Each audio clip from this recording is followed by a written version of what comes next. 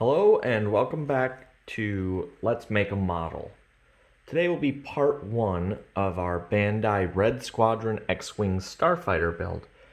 What we're going to be doing today is building the 1 and 144th scale model. We're going to be doing the small one first just to get an idea of how this model kit kind of works and what we can look forward to with the larger one.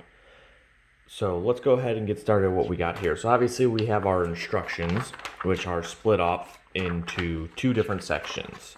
And like I said, we're going to be starting with the smaller one first.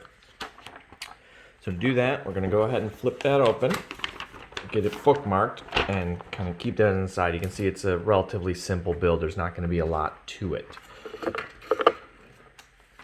So we're just going to go ahead and set that off to the side for now. Then, what we're going to want to do is I believe they actually keep them all completely separate from each other.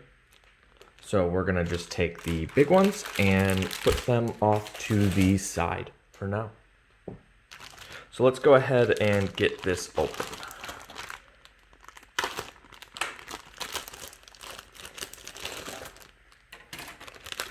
So I can tell you right away that this is just going to be the stand that this sits on, so we'll set that off because that is the last step in almost every single one of these.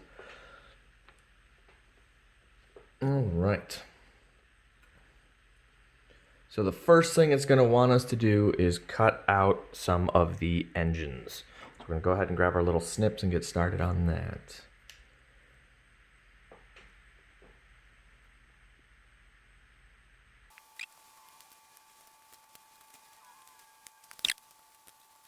All right, so now that we got those all removed, what we're actually going to want to do now is we're going to want to clean up where it connects to the plastic frame.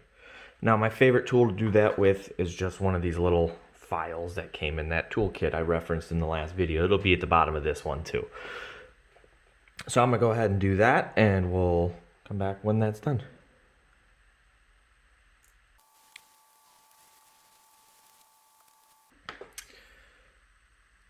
Alright, now that we got those all together, or filed, we're going to start putting them together, and that is actually a pretty straightforward process as well, as everything snaps together quite nicely. And then also you may notice a couple extra little things once they are together. Once again, just grab a little file, give it a little file, and those will clean up quite nicely. So now we're going to move on to the rest of the parts that it wants us to put together. So for starters, cut out this one. Oh, so we're going to cut out this piece here, and one thing, this will be a lot easier. So you can see, you know, there's always a angle to these cutters.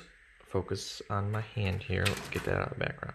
So you can see when they're together, one side is always a bit more pronounced than the other. That is the one that I like to keep the flat side against it. It helps get a much cleaner cut, much less filing later on.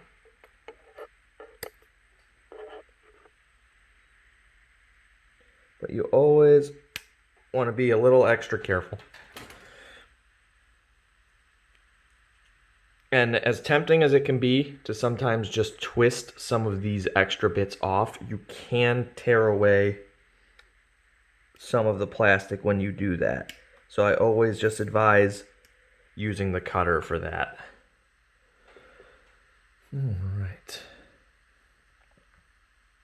So actually at this point, it actually is going to want us to put on a few little extra parts too, which will be in a little box here.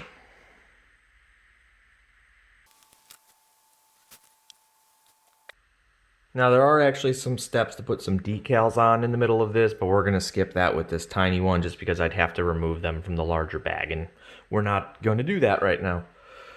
Alright, 8, 2, 9, and 10. Alright, we're also going to want to put these guys on. So we basically are at the checkpoint for half of the wing formation. So now they basically want us to repeat the steps for the second wing again. So we're going to go ahead and do that.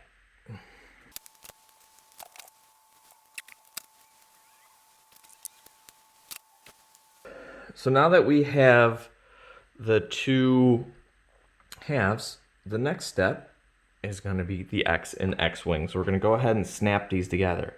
Now there is obviously a very specific way these go together, because you do want them to be able to fold flat afterwards. So you can see already, you know what this is going to be. All right, so we're going to go ahead now and start with the cutting out of the body. Now this is just really just a couple fine detail parts, but we'll cut back to one of the best reasons I have for needing these cutters. So let me go ahead and get that body started and we'll take it from there.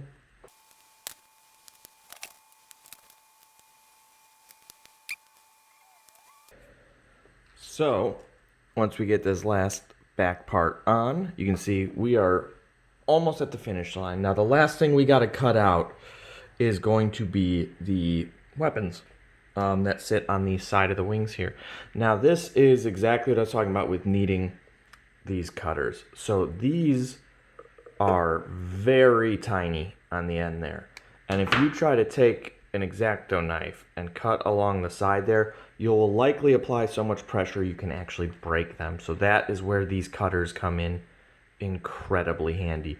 So I'm going to go ahead and cut these 4 out, get them attached, and we'll come back when we're working on this stand, talk about what we made.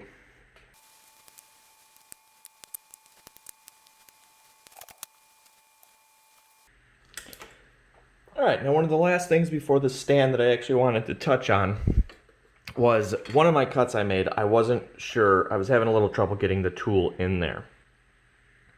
So you'll see I left a bit on there. That is always, in my opinion, the better course of action, because then you can really come in with a nice flat tool, give it a good snip, and then file it completely straight. And with that, our basic X-wing is complete. Now, of course, there's always a few little details, like right here on the side. You can see I got a little extra there. So you just come through with your file or your sandpaper or whatever you got and file that completely clean. Now, the stands are pretty much all the same, so we're just going to go ahead and quickly cut these out.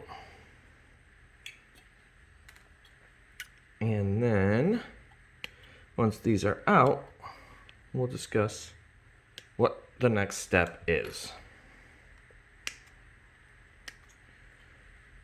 Now, if you really wanted to spend some time, your next course would have, oddly, of course, be painting.